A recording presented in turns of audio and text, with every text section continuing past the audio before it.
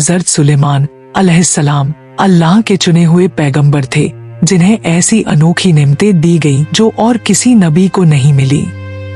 अल्लाह ने उन्हें बहुत बड़ा इल्म दिया और इंसानों, जिन्नात, जानवरों और यहाँ तक कि पक्षियों पर भी हुकूमत करने का अधिकार दिया। उनकी सबसे बड़ी खासियत यह थी कि वह जानवरों और पक्षियों की भाषा समझ सकते थे और उनसे बात कर सकते थे। उनकी हुकूमत इतनी विशाल थी कि उसमें हर तरह की मखलूक शामिल थी। इंसानों और जिन्नात से लेकर पक्षी और जानवर सभी उनकी आज्ञा का पालन करते थे। उनकी ताकत और इंसाफ का डंका चारों ओर गूंजता था। लेकिन हजरत सुलेमान अलैहिस्सलाम जानते थे कि यह सब अल्लाह की दी हुई नेमतें हैं और वह हमेशा अल्लाह का शुक्र अदा करते रहते थे। एक दिन हजरत सुलेमान अलैहिस्सलाम अपने दरबार में बैठे थे। यह दरबार बहुत बड़ा और शानदार था, जहां हर तरफ इंसान, जिन्ना और पक्षी अपनी अपनी जगह पर खड़े थे। हर किसी को उनके हुक्म का इंतजार था। सुलेमान अलैहिस्सलाम का दरबार एक बेहतरीन उदाहरण था कि कैसे अल्लाह ने उनकी हुकूमत को हर मखलूक के लिए न्यायपूर्ण और व्यवस्थित बनाया था। उसी दौरान हजरत सुलेमान अलैहिस्सलाम ने देखा कि उनकी सेना में एक पक्षी हुदहुद नजर नहीं आ रहा था। हुदहुद का काम पानी का पता लगाना था। उसकी यह खासियत थी कि वह जमीन के अंदर छिपे पानी को भी पहचान लेता था। सुलेमान अलैहिस्सलाम ने चारों ओर नजर डाली, लेकिन हुदहुद कहीं नहीं दिखा। हजरत सुलेमान अलैहिस्सलाम ने कहा, हुदहुद कहाँ है? क्या वह बिना इजाजत के गैर हाजिर है? अगर उसने कोई ठोस वजह न बताई तो मैं उसे सख्त सजा दूंगा या उसे मार डालूंगा। यह बात उनके दरबार में मौजूद सभी मखलूक ने सुनी और सभी चौकन्ने हो गए। सुलेमान अलैहिस्सलाम का गुस्सा जायज था, क्योंकि उनके दरबार में किसी को भी बिना इजाजत के गैर हाजिर होने की इजाजत नहीं थी।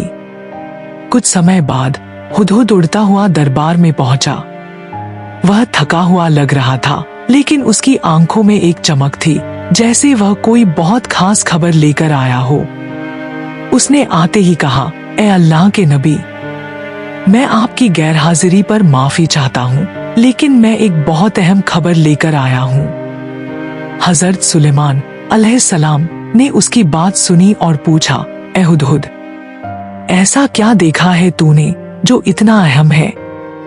अगर तेरी बात सही निकली तो मैं तुझे माफ कर दूंगा। हुदहुद ने कहा, मैं सबा नाम की एक जगह से होकर आया हूँ। वहाँ एक औरत राज करती है जिसका नाम रानी बिल्किस है। वह बहुत ताकतवर और बुद्धिमान है। उसका महल बेहतरीन है और उसकी प्रजा भी बहुत खुशहाल है। लेकिन ए अल्लाह के नबी, उन्होंने अल्लाह की इबादत छोड़कर सूरज की पूजा शुरू कर दी है। यह बात मुझे बहुत दुख देती है। हजरत सुलेमान अलैहिस्सलाम ने हुदहुद की बात ध्यान से सुनी। वह जानते थे कि हुदहुद झूठ नहीं बोलता। उन्होंने अल्लाह का शुक्र अदा किया कि उन्हें इस बात का पता चला। फिर उन्होंने हुदहुद से कहा, मैं इस बात की सच्चाई को जांचूंगा। अगर तेरी बात सच है तो यह वाकई एक अहम खबर है। सुलेमान अलैहिस्सलाम ने हुदहुद को एक खत दिया और कहा, यह खत उस रानी को पहुंचा दे। यह खत अल्लाह के नाम से शुरू होता है। इसमें लिखा है कि उन्हें सिर्फ अल्लाह की इबादत करनी चाहिए और गुमराही को छोड़ देना चाहिए। यह खत उन तक पहुंचाकर देख कि वह क्या प्रतिक्रिया देती है। हजरत सुलेमान अलैहिस्सलाम का खत बहुत संक्षिप्त और साफ था। उसमें लिखा था, यह खत सुलेमान की तरफ से है। यह अल्लाह के नाम से शुरू होता है, जो बड़ा मेहरबान और रहमत करने वाला है।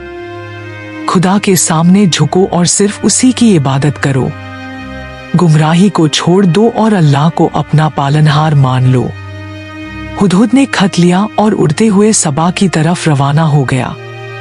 सबा का राज्य एक समृद्ध और शक्तिशाली साम्राज्य था।